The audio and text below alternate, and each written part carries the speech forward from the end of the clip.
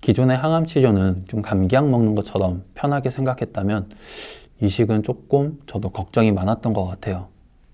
조금 두렵고 그래서 되게 많이 삐뚤어진 것 같아요. 아이, 눈까지 나빠졌는데 이식을 해야 돼? 치료 끝나면 놀지도 못한다며 이식해야 돼?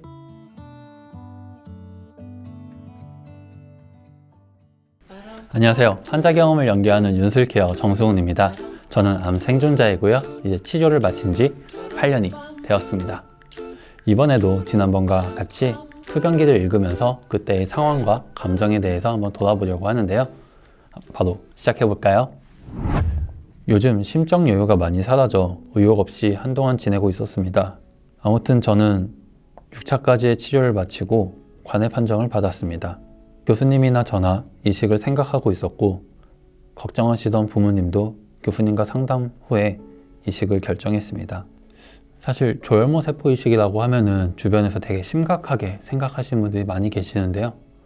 근데 그 단어도 되게 무서워서 어쩌면 좀 겁을 많이 내시는 것 같아요. 그런데 자가 이식 같은 경우는 이식 편대 숙주 반응이라고 해서 이식한 골수가 내 몸과 싸우는 반응이 있는데요. 그럴 경우에는 정말 목숨도 위태로울 수가 있습니다. 그런데 자가 조혈모 세포 이식은 조금 달라요. 뭐랄까, 더 고용량 항암을 하기 위해서 잠깐 내 애들을 피난시켜 놓는 거죠.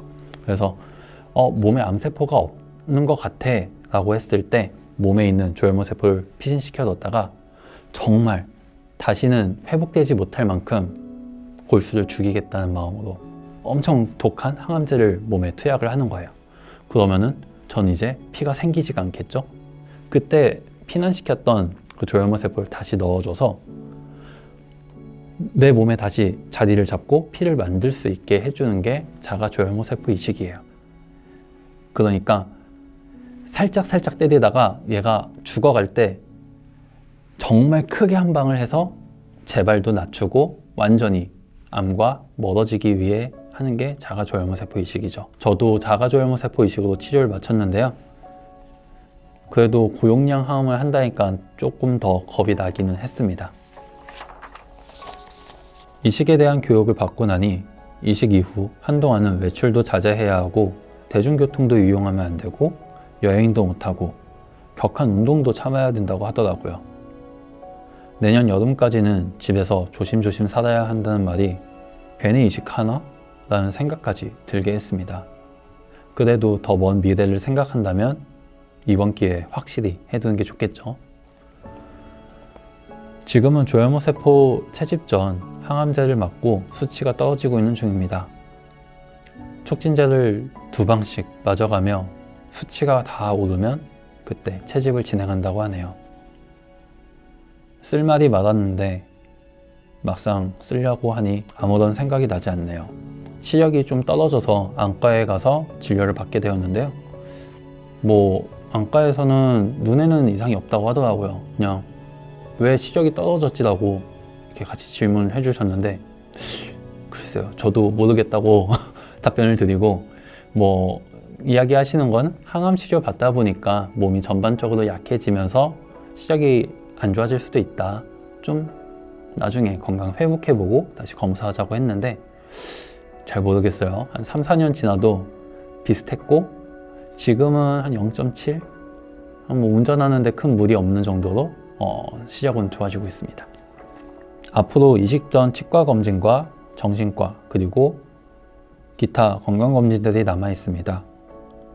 이식을 위해 여러 가지 준비를 하고 있는데 살 것도 많고 마음의 준비도 많이 해야 되겠네요.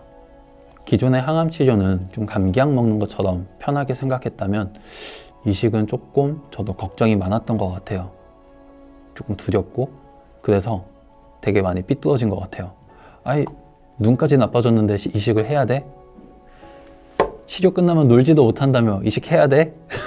자꾸 이렇게 막 삐뚤어진 생각을 많이 했었는데 그만큼 하기 싫으니까 아프니까 힘들어서 하고 싶다는 마음이 많이 안 들었던 것 같아요. 그래도 가족들이 응원해 주시고 잘 버티라고 또 그 잠깐 체력 회복하는 동안에도 열심히 막 챙겨주시고 기운 찾아야 된다 많이 응원해 주시니까 저도 잘 해야겠다, 잘 이겨내야지라고 마음을 잡았던 것 같아요. 그리고 결정적이었던 건 당시에 이식을 앞두고 있던 분들이 많이 계셨는데 앞에 계셨던 분 중 한 분이 이식을 앞두고 재발을 하게 되었어요. 그래서 이식실에 자리가 나게 된 거죠. 그래서 저는 언제 이식실이 나나 기다리고 있다가 그 전화를 받고 빨리, 계획보다는 조금 빨리 이식을 하게 되었는데 오히려 그런 일들이 연속으로 일어나다 보니까 치료 잘 받고 건강해야겠구나, 끝까지 잘 해내자 라고 결심했던 것 같아요. 오늘은 제가 이식을 준비하면서 느꼈던 감정에 대해서 좀 많이 이야기를 한 것 같아요. 다음번에는 이식을 어떻게 했고 그 과정에서 뭐가 힘들었는지 한번 이야기해 보도록 하겠습니다. 그러면 다음에 또 볼게요. 안녕.